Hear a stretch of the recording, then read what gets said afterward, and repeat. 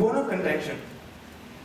The responsibility factor is in question because many of the shareholders will argue that I'm investing my money in a company. I will expect some amount of profit from it. I invest 10 NTD and I will expect say 20 back.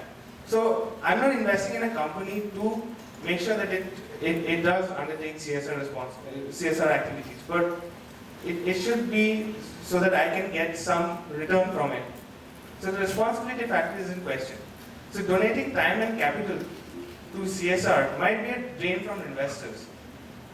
So the management idea is to maximize the shareholder value, but any other activity which is like besides maximizing shareholder value is basically it goes against the duty of the management to maximize shareholder value. Okay, I completely disagree with the perspective which I just argued in that previous slide. The corporate philanthropy is being proved to be good for both the investors as well as the society to address the issue of sustainability. And this has to be inclusive growth. It has to be everybody, all the stakeholders, and also all the shareholders who are involved in this production process. So many might argue that fine, okay, you have the CSR, but how will you define the amount of work which a company must do for the CSR activity? You want to dedicate 10% of your profit, 20%, why not give 100% of your profits to CSR activities? Well, my proposition to this bone of contention is that CSR has to be sustainable. And merely donating 100% without any motivation will prove the critics right. Because if you just build hospitals, build schools, and then if there's no supervision, then these institutions will collapse. In just a few months, we find that the management will not will be completely will not take the responsibility and will not function in a very sustainable way.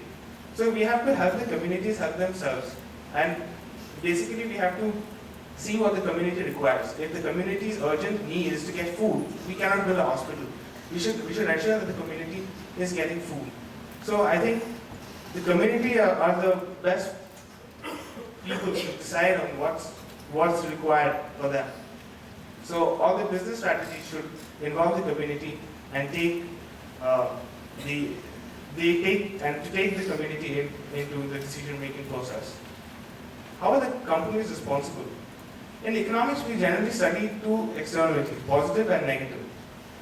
So, we will be addressing the issue of negative externality because, many of us have experienced pollution and global warming.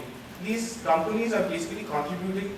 These factories and these industries and corporations are basically contributing to these environmental degradation. So, the externality issue has to be reduced. So, but through this externality, what we find that there is a misallocation of resources. So, if this extra cost is not taken into the account, then the companies will keep on producing more, and it's going to be harmful to the society. So, basically, to internalize this CSR issue, we have to the companies have to undertake CSR practices. So, I basically was looking around for various case studies which I can talk about. I don't know, many of you might not agree with my proposition of ITC as a case study, but I feel that it has definitely made an impact, and I feel like if you just go to the internet and try and look at the blogs which really want ITC's intervention, it's just a case in point, because they are desperately urging ITC to help them out. So what is this ITC e-chopper about? ITC's agriculture division is one of the most, one of the largest agriculture exporting divisions in India.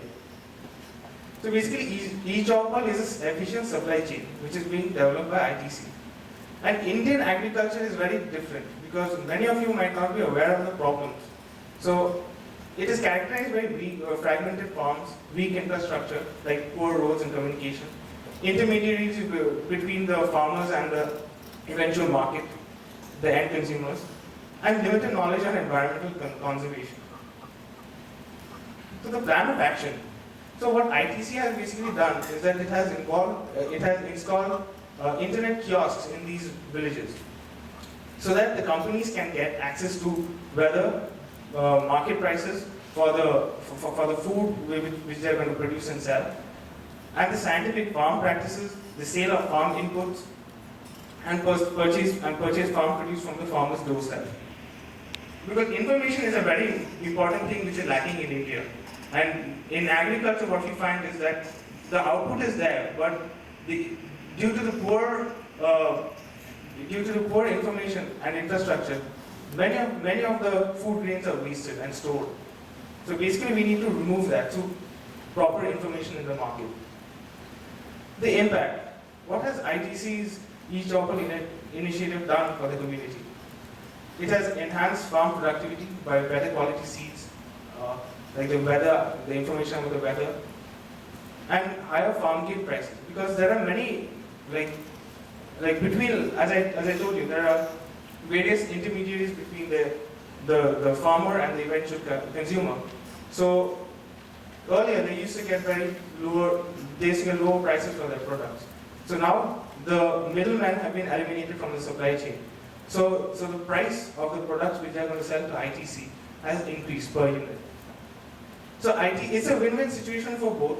The ITC gets relatively lower products since the middlemen are not there, and the farmers have also are also getting a good deal out of this. So due to this increased profitability, there has been a lot of self-help groups which have been started in India, and this has led to the creation of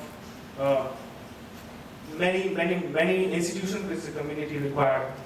So, for example, the community can decide with the money which they earn as profit what they want to do with it. If they want to build a hospital, they will build a hospital. If they want to build a school, they will build one. So this is basically hitting two targets at one shot. So the farmers have better standards of living, and the shareholder has increased profitability. So this is a very successful business model which is being followed till now. So after the case study, I thought of there are several issues which I want to cover, which is not done in the case study. So I propose this following model, which is basically pushing the community in the right direction. I propose a 3-tier strategy, which is tier 1, basically lay down basic policy guidelines. Because in India, what happens is that many of you might know that very prominent companies in India have been trying to acquire rural land and set up their business without actually consulting with the people on the ground. And so the companies need to lay down the basic policy guidelines to the community and have a dialogue with them. And to identify the key persons, like the self-help groups which are going to form, and identify key persons who will be the social entrepreneurs and help in community development. Tier 2. Interaction with the stakeholders is very important to identify priorities and reduce waste. So, for example, in India, resources are very scarce. I think it's the same in all over the world. So, what they require, so the use should be optimum, so that there's no waste. For example, if you don't want a hospital and you create one, it's going to go to waste because of underutilization of capacity, which is a very sad thing which happens in India. And the working on a location-specific strategy. For example, if a locality has air pollution, then the company must make sure that they are cleaning the chimneys from the sulfur deposits, or treating the waste before being dumped into the rivers. And training of the employees. Again, skill formation is also there. It's a very positive impact for the community. And laying down measurement parameters. Like, for example, after the company has been in operation for a few years, the community must evaluate the company on what it had really promised before. Like, we want to give you schools, we want to give you this, we want to give you that. So evaluation is very important. And rewards for achievers, because incentive has to be from both sides. So the companies which are really taking these CSR activities need to be given some incentive, say tax holidays or any other instrument which is not from me for public policy planners. Concluding thoughts, like any other professions. Even business has a noble profession. It is to improve customers' lives, to provide jobs, the creation of wealth and prosperity for investors, and responsible and caring citizens benefiting the society. And the final concluding thought is, what food is to humans, profit is to business. So for example, if you want the companies to help the community, the company has to survive itself. You just cannot label profit as bad and say that you're making profits and not giving anything to the society. So profit is very important to sustain the company, and the company also should have a responsibility towards the society. So profit making is not all that evil. We should look at it that way. So these are necessary for the sustainable practice of CSR. Thank you.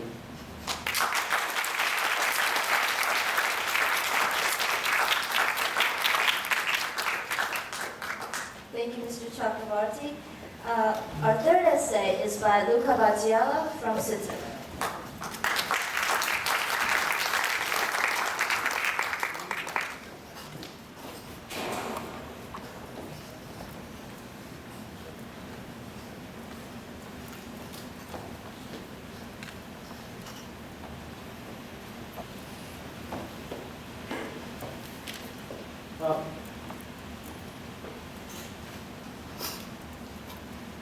Bonjour, good afternoon. First, please excuse my imperfect English. I have a lot to say about this topic, but I will do my best to shorten my opinion to fit into the time that I have. Today, I choose to speak about the evolution of my thought since the letter to Mr. Obama and the context in which it has been written. I do not know much about the political and social organization in Taiwan, so I will speak here not to put all eggs in one basket about the Western policy in general, letting you make parallel with your policy. Indeed, I would like to think about the question of democracy. How does the democracy work in our country? Or rather, how can politicians use their power and at the same time make us believe in our participation and public relations? Opinion. But let us see what the dictionary says about the definition of democracy. I let you read. I do not need to say that this democracy does not exist. This definition is purely ideological and utopic. It is a euphemism of rationality by the new kings, such as political leaders, but more especially rich multinational leaders. Our participation in this democracy is illusory, and it used principally as a validation to totalitarianism, hardly noticeable because it is so much part of our life. Democracy excludes all singularity and promote conformity majority. In this sense, it is the reign of mediocrity. I have here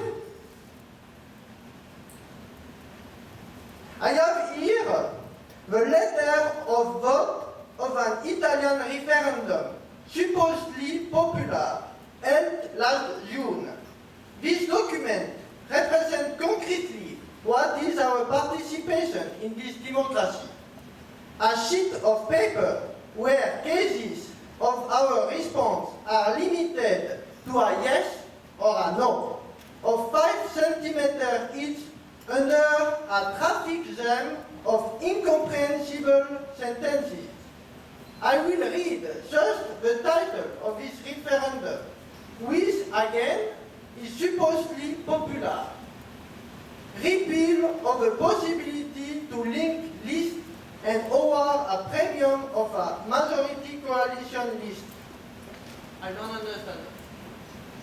An Italian friend graduated in political science was also appalled to see that it did not have necessary tools to understand the issue and implication of such a law. My mother could not even read it. The lettering was so small. In front of this small colored piece of paper, my friend and I understood the effective absurdity of our citizenship. We understood how we were secondary and almost invisible, faced with that power who simulate to be social. I am showing you an Italian document, knowing that this referendum is already a chance for people to express themselves. However, this referendum allows to illustrate well the democratic farces that equate the little cross placed on a piece of paper as a distorted appropriation of power by the people. We can laugh when we see that in 2004, the American people, to give an example, had a choice between two men from the same university. In one sentence, effective democracy is summed up by the assumption of a bipolar choice, but yet unique. Pardon me if I call it neo-feudalism.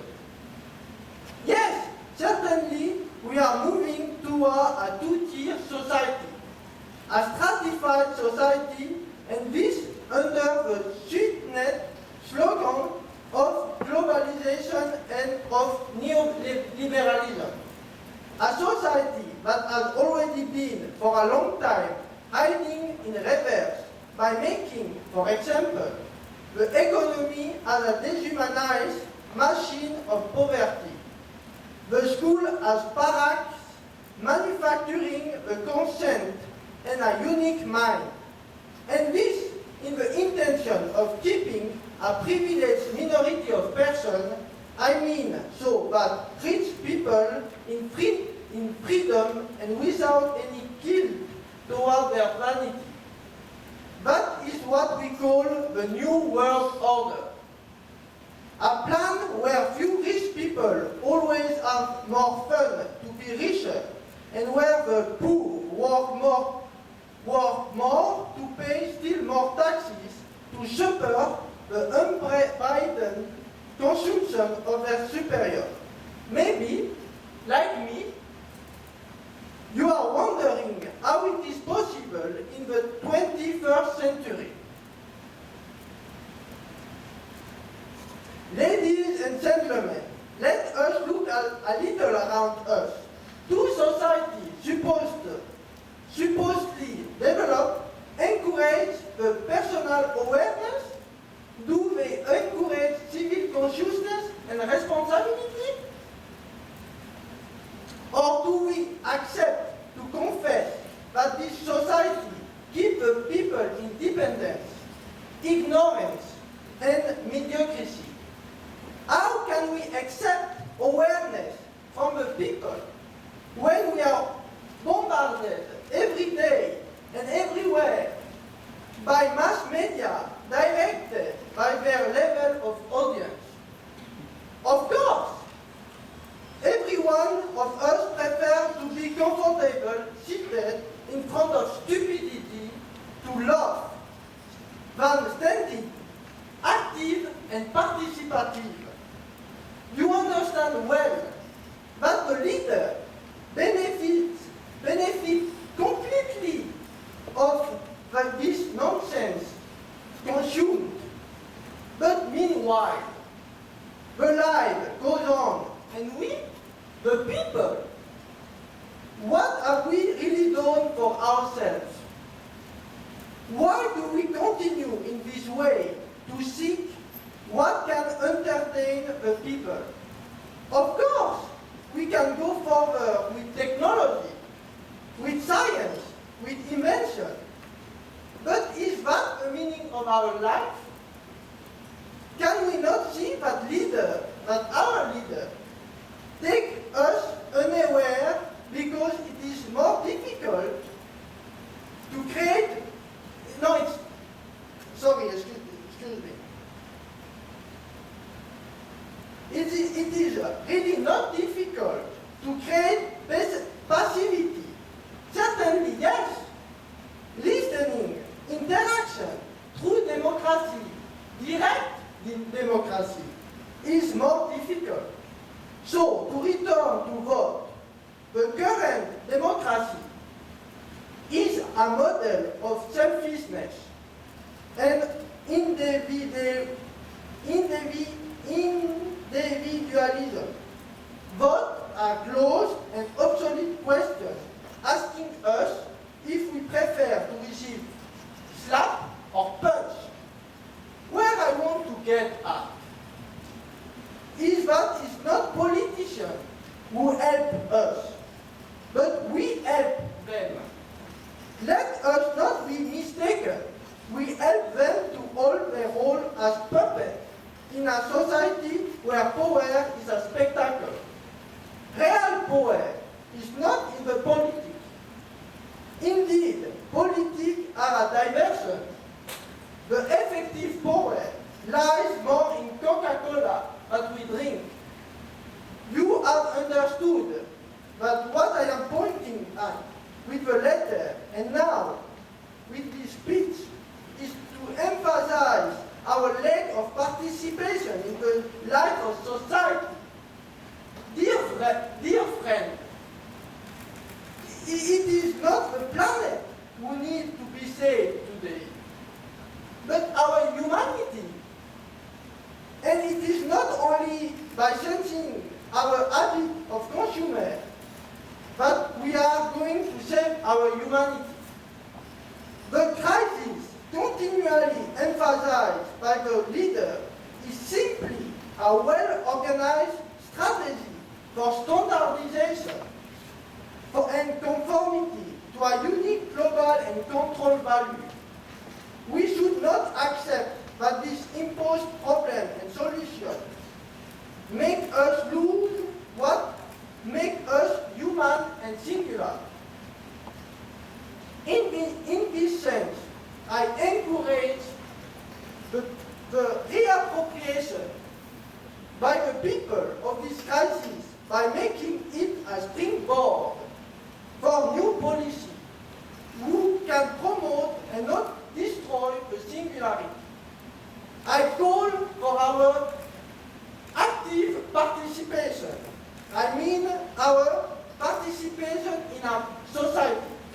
We must become being in the world and not being for ourselves. It is as a human among humans that we must reorganize exchanges. The establishment of world organizations like the UN, IMF, World Bank, the WTO show our Bretton Woods system, and countries like England and the United States draw the sketch of a world where power will be centralized and where diversity, I mean the beauty of what we are, will be sprayed by a standard model. It is up to us, the people, to find solutions against the power of capital. Taiwan has potential through this symposium. Your country shows the possibility of openness and reflection. This millennium will be the millennium of re-questioning. I mean the young generation, have to take this reality in the hand and promote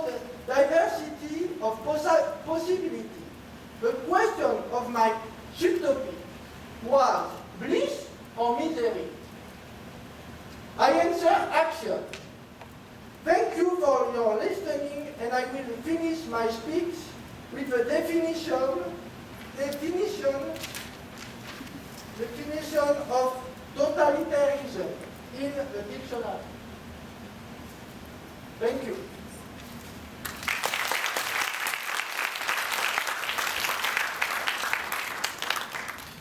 Mr. Baziella. Since our guest speaker has already arrived, we have time for 3 questions for all 3 of our essays. Does anyone in the audience have any questions for our speakers? Yes.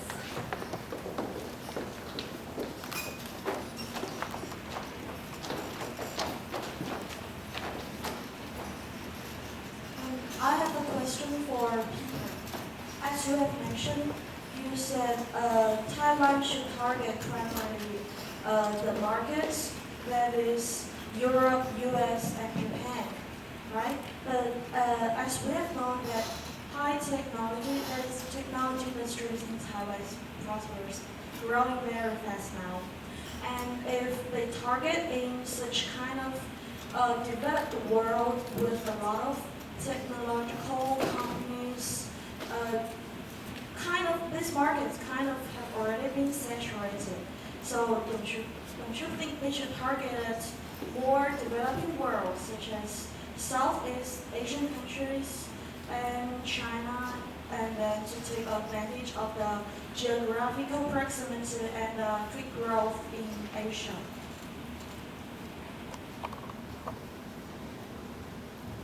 I'm glad you asked that question. I think there are 3 points I would say in response. I think a country's choice of primary markets could change over time. My point about making the Western world, plus Japan, the main market now for Taiwan is because those markets can give Taiwan the highest rate of return, plus the security that they can enjoy those prosperities. The second point is my concern with developing economy is not potential, it is credibility. Credibility includes rules of law, intellectual property, whether or not Taiwan's technology can be protected. So that's the second concern. And third, I would disagree that the market is too concentrated or saturated, because it is true that there's a lot of high technology, but Taiwan can use its ability to develop high technology to reach other fields such as agriculture, medicine, not science, art. Those fields have not been saturated.